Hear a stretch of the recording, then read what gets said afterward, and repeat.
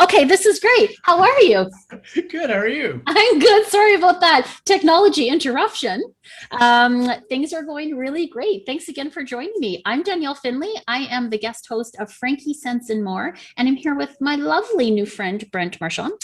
And Brent is a film critic, a blogger, and the author of 3 books. And forgive me because I don't know the titles off by heart. Get the Picture, Conscious Creation Goes to the Movies, Consciously Created Cinema, The Movie Lover's Guide to the Law of Attraction, and Third Reel, Conscious Creation Goes Back to the Movies. Did I get that right? That's correct. Awesome. Well, thanks for joining me again, Brent. I really appreciate it. Thank you. Good to be here. Perfect. Let's just go right to it, shall we? Okay, great. Okay. I'm going to share my screen here. What's the first one we're going to talk about? Okay, so the first movie we're going to talk about today is called Supernova, which tells the story of a long-term gay couple that's been together many, many years. They've been very happy, very successful vocationally and romantically and creatively. And they're getting ready to enter their sunset years, and they seem to be, looking forward to a good retirement until fate steps in, when one of the partners, played by Stanley Tucci, is discovered to be developing dementia. And that really throws a curve into the way that they were planning for what they were hoping was going to be a wonderful future together. Basically, Stanley Tucci's character, his name is Tusker. He's an American expat living in England with his partner. And he's beginning to, see the slide that dementia is taking on him. And he's very concerned about how that's going to leave him. But he's also very concerned about how it's going to leave his partner, who is committed to caring for him at virtually any cost. His partner is named Sam. He's played by Colin Firth. And he's devoted to doing whatever it takes to take care of his partner. And that creates kind of a disconnect between the two of them at a time when you would think that they would be pulling together closer than ever before in the face of a conflict, and given the fact that, their time together could be running out. So they end up going on a road trip through the English Lake Country. And they have a chance to discuss how they're going to proceed, what they're going to do. They have a chance to visit old haunts, places that they had grown very fond of during their courtship. They have a chance to see old friends and family. But there's this underlying tension throughout all of this in terms of what are we going to do? And that's essentially the core of what the story is about. How are they going to resolve the situation that's going to work to both of their benefit? It ends up being a time for love and romance, and it's also a very time for conflict. It's a very moving story to watch unfold between them, because clearly these two men love each other dearly, and at the same time, they're not on the same page in terms of how to proceed. One of the things I really liked about this movie a lot, it was the performances by Colin Firth and Stanley Tucci are just absolutely top-notch, both individually and collectively. They have an incredible chemistry with one another that you would swear was absolutely real and not, contrived for acting purposes. It's beautifully filmed. And I also like the fact that this was a gay cinema choice that doesn't deal with a lot of the themes that are usually associated with gay films. It shows very realistically that gay couples are in many ways just like everybody else, and that they have to deal with the same kinds of everyday real life questions that non-gay couples have to deal with. Uh, and that, I think, opens a lot of eyes for people, because they might not think, gee, they have to deal with that too. I mean, you know, so this was a very honest, very forthright, a very real picture in many ways, that's both moving and authentic in terms of the questions that it's dealing with. I adored this movie. I love Colin Firth. I love Stanley Tucci. I really got wrapped up in their love story and the conflict, Yep. and the realism of what they were facing as a couple, regardless of whether or not they were gay, of a couple who were facing mortality, Yes. who are facing a sickness between a love couple, and the choices. And you see the person, you see both sides. You see Colin Firth's side, who is adoring and loving and just can't even imagine life without his partner. And then you see Stanley Tucci's side, who is, I'm the one who's ill. This is my life, and I choose the way that I exit this realm. And the battle. Also the concern that he shows for his partner, who will be surviving him. Yes. Because, he's a concert pianist, and he was ready to basically give up and stop performing. And, Stanley Tucci's character is like, I don't want you to do that. I mean, just because I'm not here doesn't mean that you're dying. I want you to keep on living, because you're going to still be living. Yeah. You know what? And that seems to be a theme that I've encountered in the past couple of weeks with friends who have had loved ones pass, and that it comes down to, the person who has passed, obviously that, it's very gut wrenching, it's very heart wrenching, it's very real, but the pain of those that are living. Yes. And what they endure, and the legacy that's left behind, and how they choose to grieve. Yeah. This movie was, cried. Did I cry? I cried, sobbed. It was just so heartfelt, and it was so lovely. And, and it wasn't, even though the focus was on the two characters, it was the support of their loved ones and their family and their friends, and how they all gathered, and how they all collected. So there wasn't a lot of movement through the movie, I felt. It was very still in scenes, but very well done and very strong the way that it was done. Well, another thing I liked about it too is the fact that it was done through a road trip format. Yeah. And it was sort of a metaphor for the journey that the two of them were going through. And they went through areas that were increasingly more remote. You ended up initially being around a lot of other people and a lot of other aspects of quote unquote civilization. But when you came down to it, as the further they got toward their ultimate destination, this was just about the two of them and what they had to deal with. This was their decision. This was their course. This was their choice. And, they had to face it squarely for themselves. And the format for the way the story was told is, I think, perfect for doing that. I agree. Now, there were two things about the film that I felt could have been done a little better. There were times when I felt it was being a little restrained in terms of how strongly it was willing to let the emotions of the two characters come out. Mm-hmm. And also, I thought that the concluding sequence was a little stretched out. Mm-hmm. I felt that could have been tightened up a little bit more. But beyond that, there was everything else about this movie I thought was really very, very well done. It was, when at the start of the most recent movie awards season, it was originally considered a very strong contender for recognition, and unfortunately, it didn't receive any nominations at all. Not only at the Oscars, but also at any of the other awards competitions leading up to it. It did pick up some accolades at a few film festivals, but that was about it.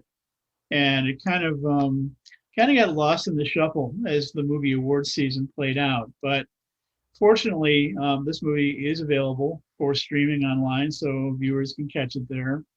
And with this being Gay Pride Month, I think this is not only a good choice for viewing for this particular month, but I think it's going to be kind of a legacy film choice for future Gay Pride months, as far as movies that people might want to watch.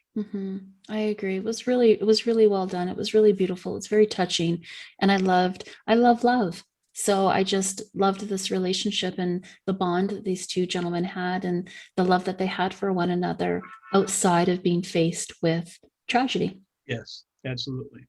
Yeah, it was really beautiful. Want to ask how many stars? How many stars are you giving this one? I would give this like 3.5 to 4 stars. Good. Yeah. It takes you a lot to give them a 4 or 5, doesn't it? I've noticed that. Yeah. If a movie's really good, you're like 3.5. Yeah. That's good. That's what I'm going to top. I can't wait to see when we get to a 4 or 5. Oh my goodness. Okay, let's move on. The second one. We have one coming up today, but we'll wait for that. So. Okay, good. Okay, so let's talk about the second one. Okay, so the second film is a very quirky, fact-based Chinese comedy drama called Dead Pigs, which some might find the title a little off-putting, but it suits the film quite well. This tells the story of an incident that took place near Shanghai in 2013, where mysteriously a number of dead pigs were found floating down the river near the city. And it was a mystery to everybody in terms of how this was happening, what was causing it. And it eventually spread across the country and became a national sensation in the media there. Basically, what this film does is it shows how this particular strange little incident ended up having impact in a number of different ways on a number of different people that were seemingly completely unrelated to the incident in the first place. You have a pig farmer who is become financially destitute. He's in a position where he's got shady lenders breathing down his neck in terms of trying to get payback. He's got a sister who lives in a house in the middle of what appears to be a landfill. It's the only building left in the neighborhood standing because all the others have been torn down around it for a new real estate development. They're trying to get her to sell to move out so they can proceed with it. The farmer's son, who is a busboy and smitten with a young rich girl, and a dad who is constantly breathing down his neck for further support and assistance. And finally, an American expat who is seeking to make a name for himself in Chinese real estate and has been tapped to try and convince the holdout homeowner to sell the house so that the company can proceed with its development. So you see all of these interesting little ancillary connections that tie back to the incident with the pigs to begin with, and in terms of showing how they all play out. The thing I liked about this is the fact that, everybody always says everything is connected, but do they really always fully appreciate it? Well, in a situation like this, you actually get a chance to see how that can happen. And then also on top of it, this is a kind of an allegory about the state of the Chinese economy in terms of the haves and the have-nots. There are clearly a lot of people who've made a lot of money, like the people who are in the real estate development group. And there are a lot of other people who are trying to become part of the new rich, but are being, hammered in various ways, either by pigs dying or shady lenders or any number of untoward kinds of influences that are keeping them from getting ahead. So this is an interesting little film. It was made in 2018 and played at a number of film festivals and received really quite a positive response, but it was not able to secure a distribution deal right away. That's come about only recently, and it's available for streaming now. But a big part of the reason why it was able to finally secure that is it was based on the success of the director, Kathy Yan, who had made the movie Birds of Prey in 2020. And the success of that film suddenly made her, a hot item in the movie business. And they said, okay, well, we'll give her a shot with giving a distribution deal to this film that she made before that. So fortunately, we should be glad that the second movie did so well, because it made the first movie available at a time when it wasn't being distributed. So this is a lot of fun. I mean, there's a lot of quirky twists and turns throughout, and it's got a certain sort of like understated campiness about it at times. It's really very entertaining and very insightful in terms of how things connect. Yeah, I agree. The lies, Brent, the lies that just filtered through. It was like, you're a liar and you're a liar. And everybody portrayed, they had this underlying facade. Everybody portrayed themselves as something different, Yes. But yet they had these hidden secrets.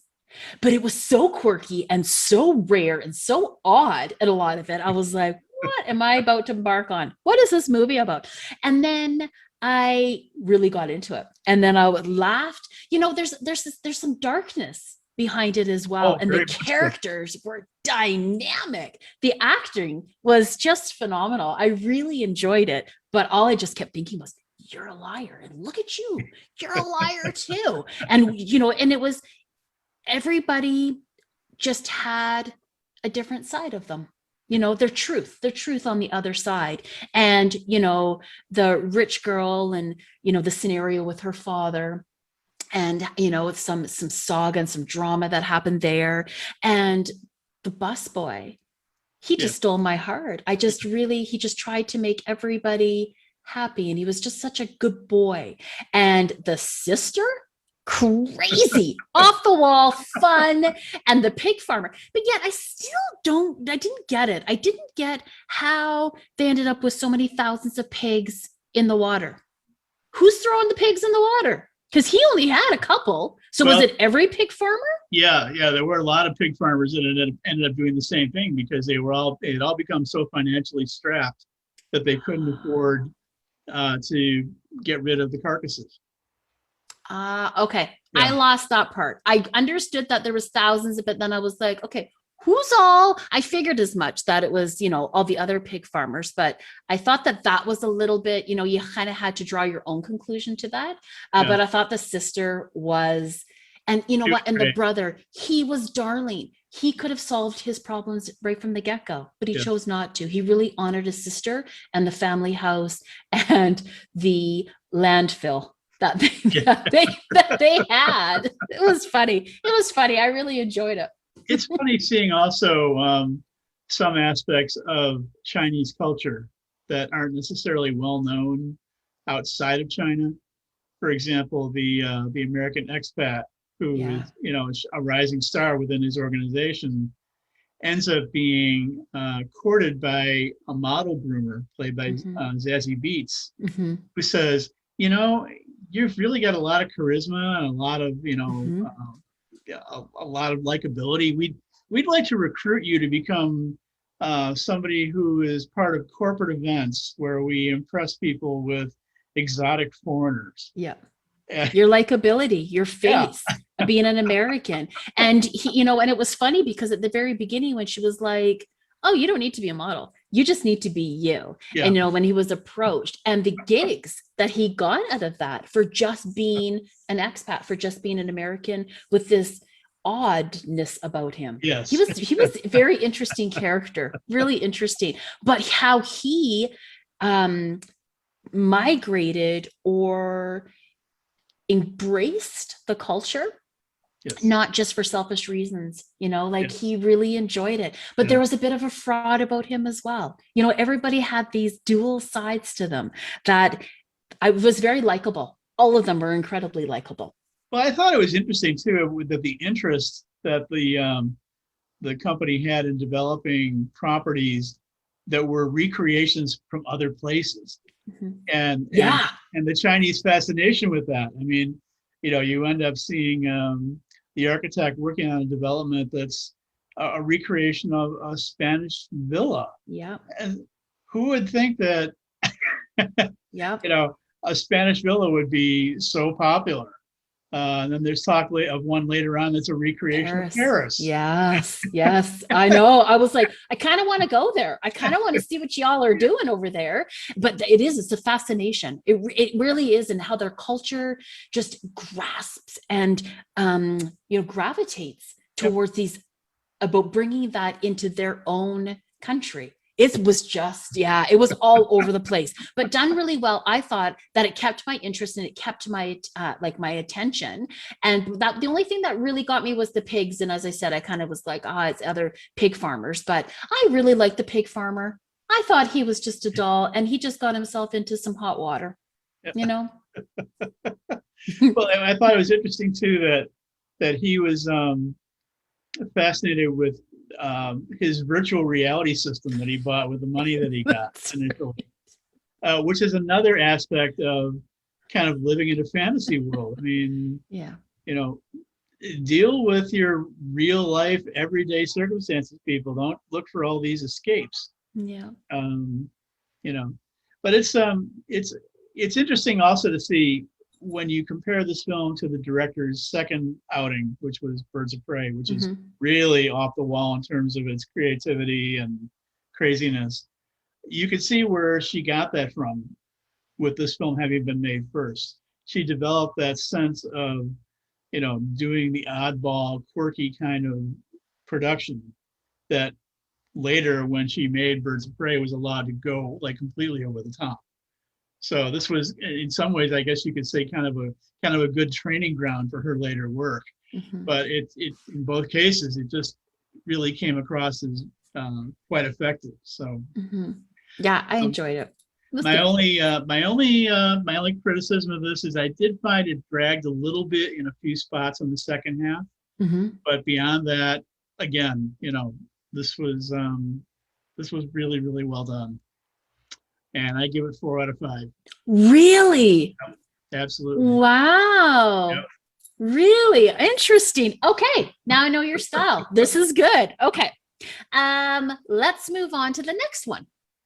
Okay, movie number 3 tells the story of a woman who was devastated by a personal tragedy, which I won't reveal because that would be a spoiler alert. It's called Land, and the woman in question is played by Robin Wright, who also directed in her directorial debut with this film. She's so completely overwhelmed by her circumstances that she really doesn't know how to proceed. She doesn't feel like she belongs anywhere. She doesn't feel like counseling can help. She doesn't feel like any of the people who have been her support network are able to assist her. So she decides that she just needs to get away from it all, and ends up moving by herself into a remote cabin in the Wyoming wilderness. And basically she goes in without much of a realistically well-developed plan. It's almost as if she takes the attitude of, I'm just going to let the chips fall where they may. And if this works, fine. And if it doesn't work and I end up dying as a result of the experience, well, I mean, how much worse could I feel than I do already anyway? So what difference would that make? So she gets there and she ends up finding herself clearly in well over her head. And at one point during a major winter storm, she ends up losing consciousness inside the cabin. And you think that, well, maybe the worst really is going to come to play. But fortunately, she is rescued and saved by a pair of passing Samaritans, one of them being a hunter and tracker, the other being a nurse. And over the course of time, she's allowed to nurse herself back to health and begins to feel like maybe life is worth living, although she's kind of reluctant to commit to it initially. And she ends up developing a very strong and compassionate friendship with the hunter, played by Damian Bashir. And it's their story together of reincorporating hope into one's life, finding reasons to carry on, and just becoming part of the living once again. But there's an interesting little twist that occurs after all that begins to develop, which I won't go into because, again, that would be a spoiler alert. But I will say that the twist that takes place ends up taking the film in a direction that has a very, very, very strong finish. I mean, this film is really good pretty much all the way throughout, but it's really wonderful to see a picture that gets better when it gets, down toward its concluding stretch. And that definitely is the case with this film. Okay, there's a lot about this movie. There's a lot about this movie right from the get-go. Okay, I'm a big song person. So at the very beginning, there's a cover that's done, a Bruce Springsteen cover of I'm on Fire. I downloaded it instantly. It's been nonstop. I love the music. So then when she's driving, and I love Robin Wright, and she gets to her place, I was like, hey, where are they? Googled. That's my backyard. That's Kananaskis. That's in Alberta. This is where I live. This is exactly where I live. Granted, I don't live in the middle of the mountains, but so I'm instant connection to the stunning and beautiful landscape of where they were. Got my heart instantly. Yeah, the cinematography really is something. Oh, it was top notch. It was really great. So at the very beginning, I kind of knew, I was like, oh, here we go. Let's see. This woman is not well. She's battling and she's hurting. And where's this going to go? And I really admired she gave up. She really did, right from when the realtor drove her to this cabin in the middle of nowhere. And she said, take my stuff away. And I thought, that's it. You're giving up and you want to die. You're ready to give it in. So what brought you to this brink? So I knew as it was going to unfold, and I was on the edge of my seat waiting, but then that kind of went to a pass after a while. I really fell in love with these two characters. And how this hunter who found her literally as she's dying. And I thought that was it right from, when she ended up in that scenario in the middle of winter, I was like, there's my winter, there's winter. And it does happen like that. And I thought, she's done, she's gone for. And then how he brought her back to the very basics and the foundations of life, of belief, trust, and faith. Yes. And how she had to regain all that while healing through her trauma of what took her to the edge. And I agree, in the end I was like, what? Okay, you want to see me cry, Brent? Sobbing, like just heaving, because my heart just broke for everybody. Everybody in this movie. I just was really, it was identifiable. It was in my backyard. I felt the pain, I felt the drama, I felt the just the relationship that they developed, and how powerful it was without being a sexual relationship, like a lover's relationship. It wasn't like that. It was it was growing into, they leaned on each other for life. Yes, absolutely. They clung to each other. Well, the thing that was kind of interesting about the way this film was made was it never reveals what the tragedy was until you get to the very end. Yeah. It gives you hints, but never really comes out. And one of the things I found out in my research about the film after I watched it is apparently this film was cut. When I was scrolling through a list of the credits up for the film, I came across the names of characters that did not appear in the film. Really? Yes. As it turns out, they were characters apparently that were related to the tragedy, but they did not want to depict it because it would have spoiled the spoiler. Yeah. So they cut those portions of the film out. Now, they didn't update their credits list. But I thought that was a very wise choice. And that's something that takes a lot of courage for a filmmaker to do. If you end up having elements that you want to incorporate into your picture that you think are really good, but you realize that their inclusion would end up hurting the film or hurting the impact of the story, you really have to have the courage to be able to step back and say, I don't want to cut this out, but I have to. Yeah. And fortunately, Robin Wright had the foresight to do that in this.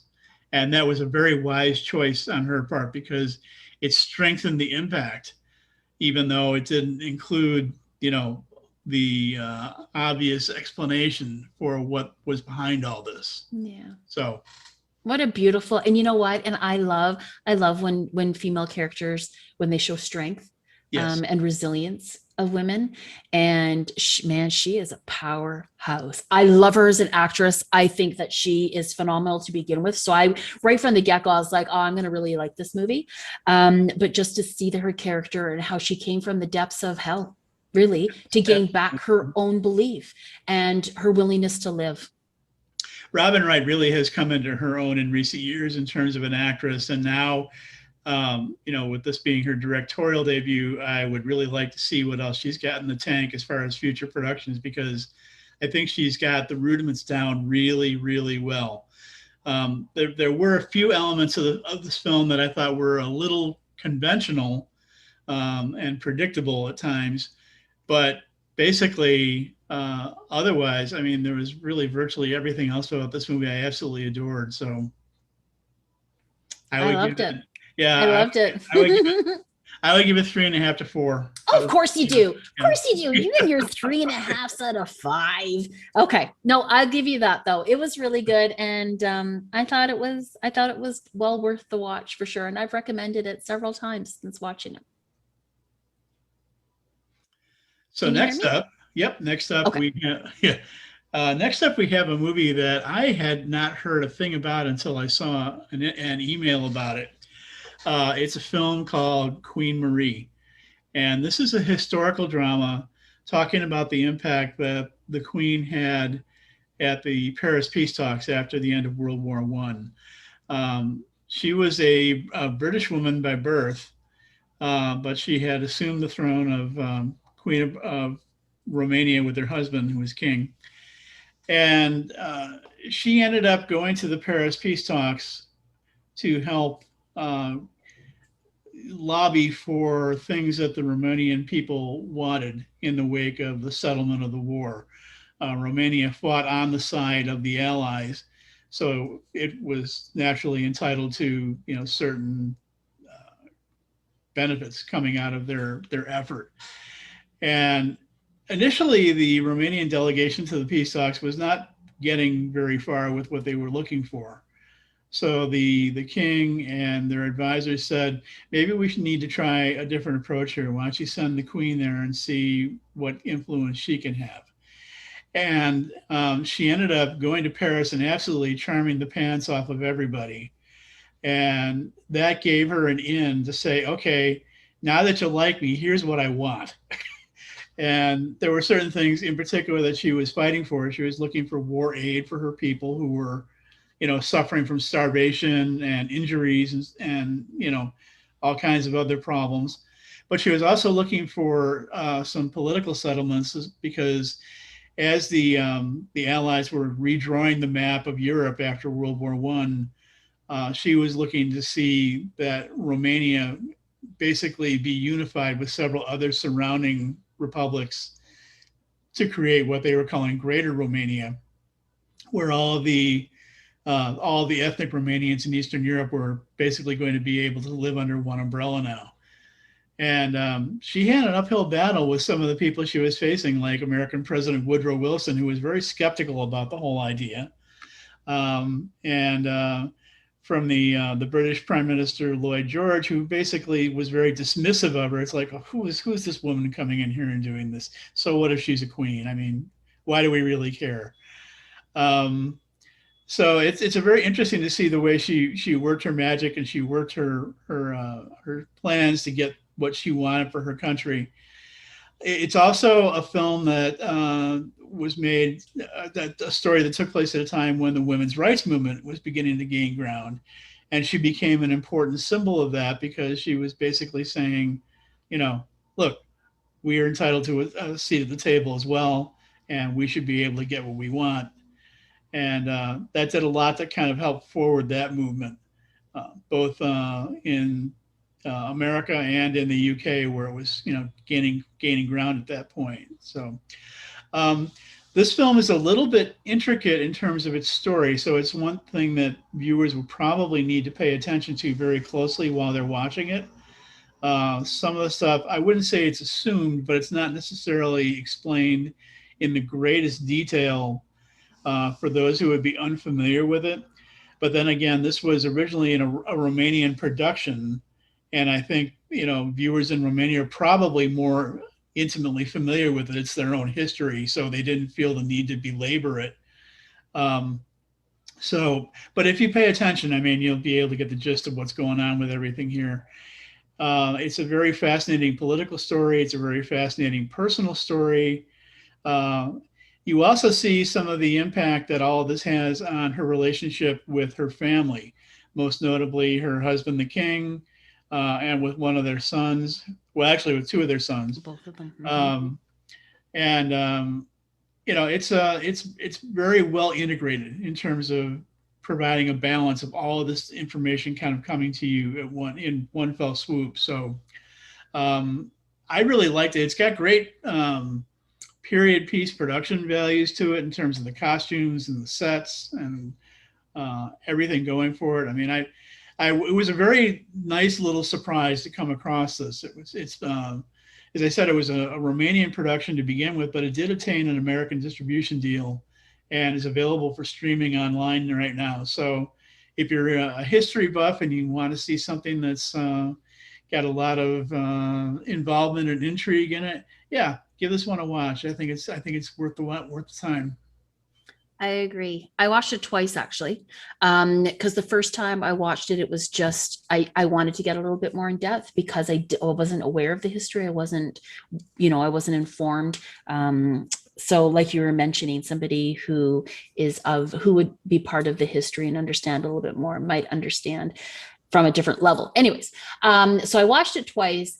Power woman. Wow, I was like taken aback, but she was so powerful without even knowing, almost manipulative in her approach. She was charming as all anything. And the men just adored her because of the way that she presented herself. And she went for what she wanted. She went after what she wanted, but in not a forcible way. She was very kind. She was very gentle. She was very loving. She was very, very smooth in her delivery. But she was very good at networking too. I mean, when she needed to find a connection to get what she needed, she knew how to do it and how to get what she wanted. In particular, I was fascinated with her obtaining an audience with Woodrow Wilson by going through Wilson's wife. Yes. And how the two of them were like, a pair of sister girls working together. We're gonna work this system here. Yeah. You're right in what you're asking for, and these men are going to hear you. Yeah, I really admired her. I admired the strength of what she was doing, who she was, but her goals and what she was doing, and having the undenying support of the king in a way. But I didn't get a sense of that. She was admired by her people. Her son, one of her sons, man alive, what a jerk. And I just wanted her to go right after him, but she was very calm in her approach and very deliberate in everything that she did. And I just was like, wow, you are a force to be reckoned with, really, and what she achieved. Well, and one of the things that I thought was so fascinating about this too is here she was fighting so diligently for the Romanian people, and she herself wasn't even Romanian by birth. Yeah, she was British. Exactly. Exactly. So that shows a great deal of of the strength of her character and her compassion. And, you know, I did a little bit of further research after I watched the film because this was something I didn't really know very much about. And I found that during the war itself, she served as a volunteer nurse in field hospitals. Mm. Now, how many monarchs will do that? Yeah. You know, but she went ahead and did that. And one of the other things I really liked about this film in particular was the fact that when I looked at some older photos of the Queen herself, the actress who portrayed her, Roxana Lupo, is a spitting image of her. Absolutely. I mean, an absolute spitting image. And, you know, her performance was great. I was really captivated by the way that she was able to so seamlessly switch back and forth between speaking English and speaking Romanian. I mean, just a wonderful, wonderful picture.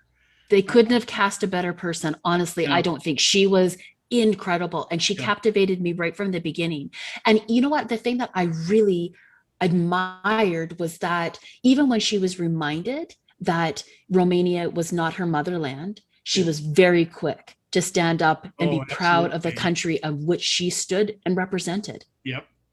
Well, and her cousin, the king, even reminded that King George of England even reminded her of that and said, you know, this is what you've chosen to do. So go for it. Go do what you intended to do.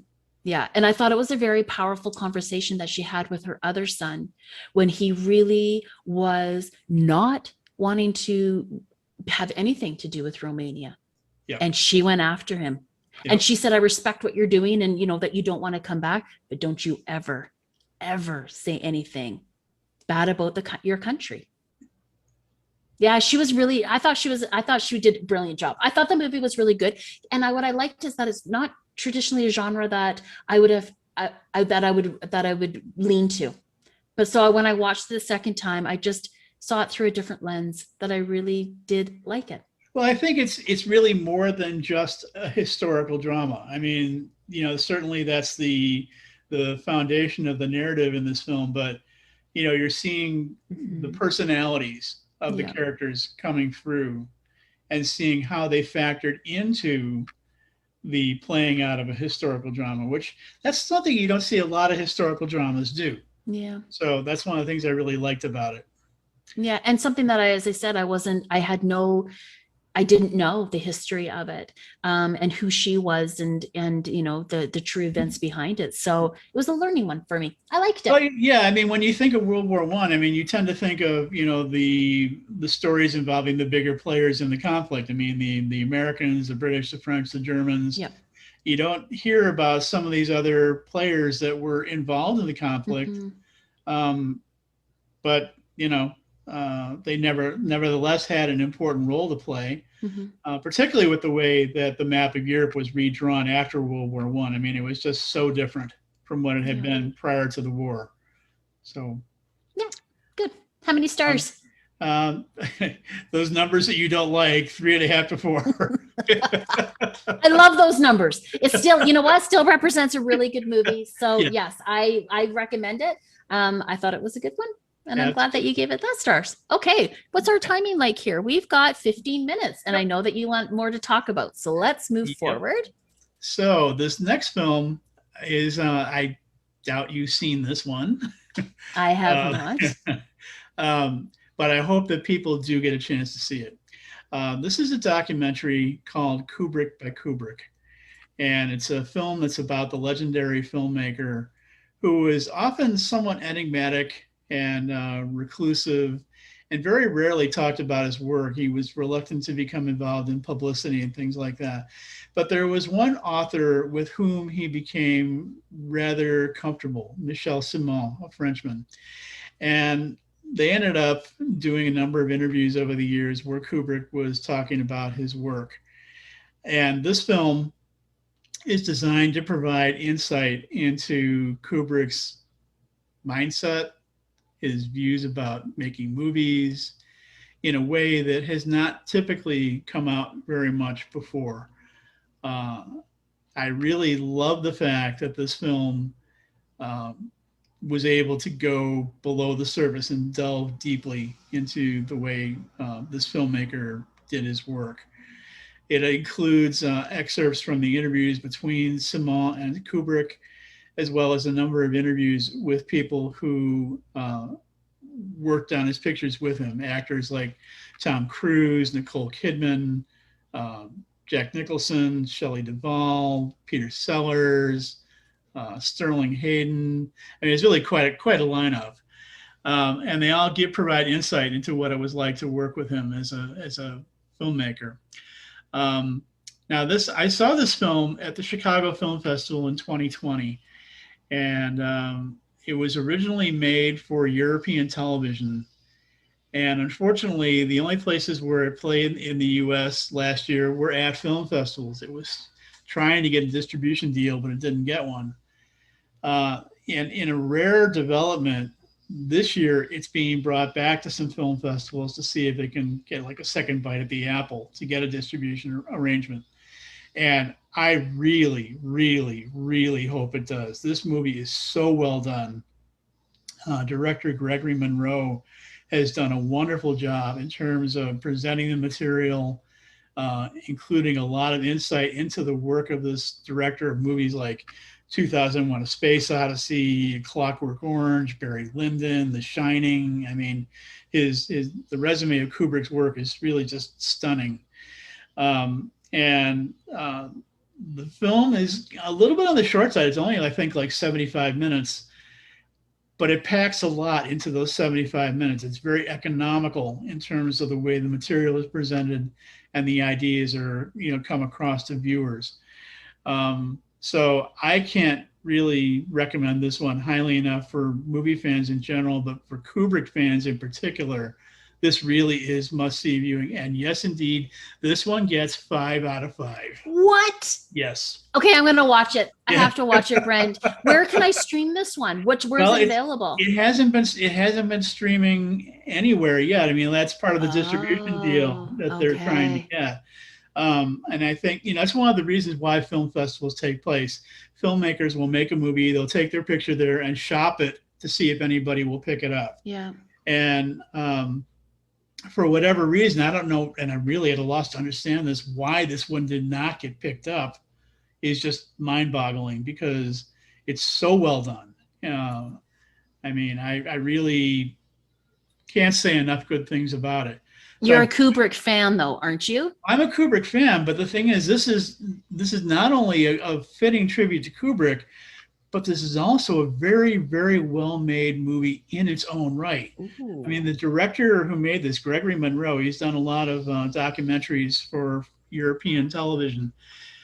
He's really very skillfully captured the essence of Kubrick and, how he worked as a filmmaker, and in terms of the way he presented the material. I mean, for example, the production design in this film, a lot of the different sequences are introduced by having a set that's a recreation from the final bedroom scene in 2001: A Space Odyssey.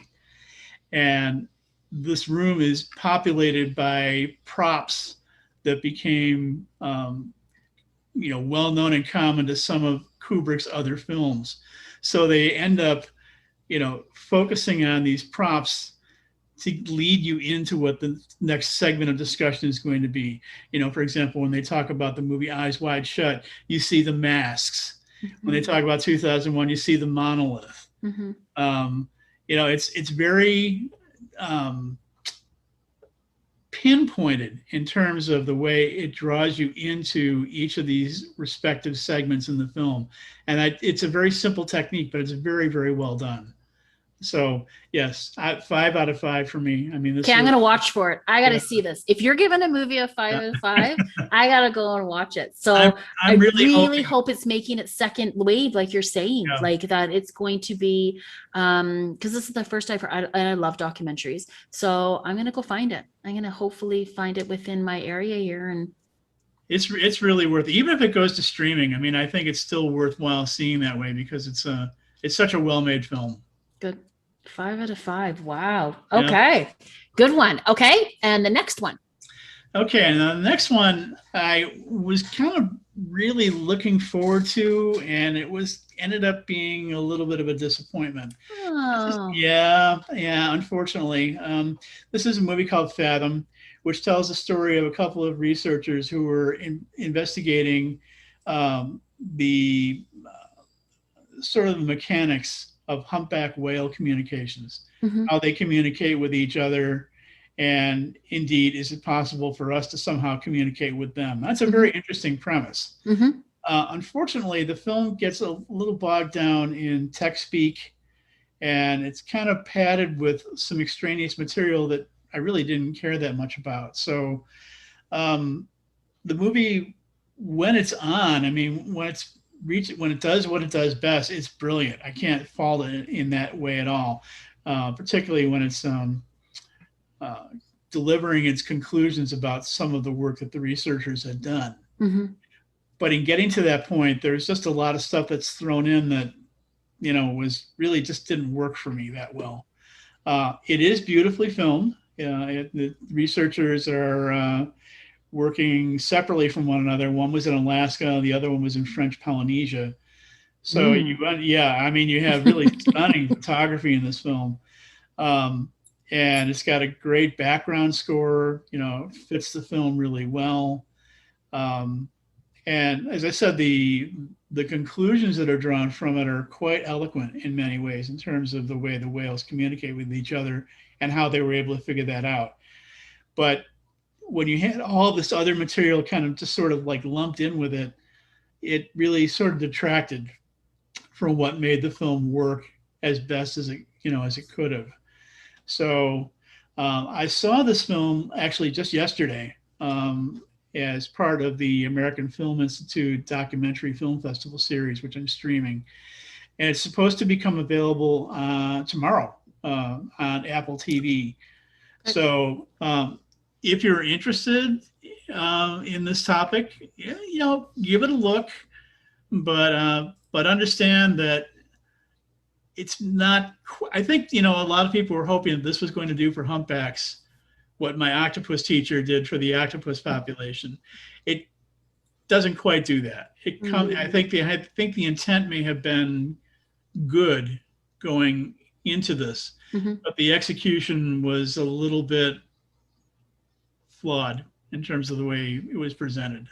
Okay, So I'm still gonna watch it. I yeah, still want to see, so we can I'm able to comment and we can have a further discussion on it because I want it to be good. I loved the movie poster. I was like, oh man, I'm yeah. in. Um, and of course, with the scenery and with the cinematography, like you said, it's really beautiful. So I'd like to see that. Well, and I've Um, gone out whale watching twice in my life and seen the humpbacks, and I mean yeah, they're just such remarkable creatures. And I mean, yeah, I was really hoping that the wondrousness and awesomeness of these creatures was going to come through better than it does. gotcha. Yeah. Um, I mean, that kind of seems almost like a no-brainer, Yeah. but it didn't really play that way in the end. So this one I'm giving 2.5 to 3 stars Oh, on it. So I mean, it's not awful, but it's it, not the best. it, It's it not Kubrick, right? oh no. It'll be interesting to see how the rest of this festival plays out because over the next 5 days I'll be watching another 11 films. Wow. Yeah. um, this was this is my first time attending this particular festival, and when I went down the lineup of films that they're offering, I mean, I saw some really really interesting titles, a number of which are getting ready to be released over the course of the fall and the summer, or summer and the fall, I should say. So some of these picks may end up being, topics for future discussions on here. That's awesome. So, Well, I look forward to that. And for the next 5 days, 11 films, you got your work cut out for you. oh, I always do. I mean, I mean, every time I watch a film festival via streaming, I definitely bring new meaning to the terms binge watching. So, Yeah. Yeah. No kidding. Okay. Well, I'm just conscious of time. We've got 4 minutes. Do you want to talk about Showtime?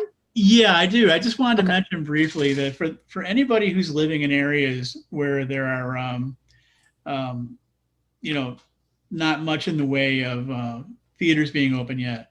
I really recommend looking at the offerings that are being made by the Showtime networks this month.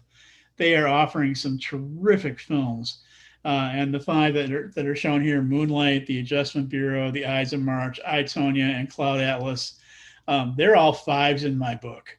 I mean, I really love all of these films. I blogged about all of them. And Cloud Atlas and The Adjustment Bureau are also featured in my second book, Consciously Created Cinema. If you're looking for really, really good entertainment to watch, you can pick any one of these and you won't be disappointed. There's so much streaming that's happening right now. And honestly, I think it's what's gotten so many people through the pandemic and not being able to go out and go into movie houses, theaters, even to be social. So we've been very fortunate. And it's like Netflix and Showtime, like you're saying, and even Apple TV and Amazon Prime. There's just so many avenues for us to continue watching. You know? Well, and all five of those films, I mean, they're all very different from one another, but they're all excellent in their own right. I mean, particularly, I mean, my favorite of the bunch is Cloud Atlas. I just absolutely love that movie. It was from 2012. It's about reincarnation.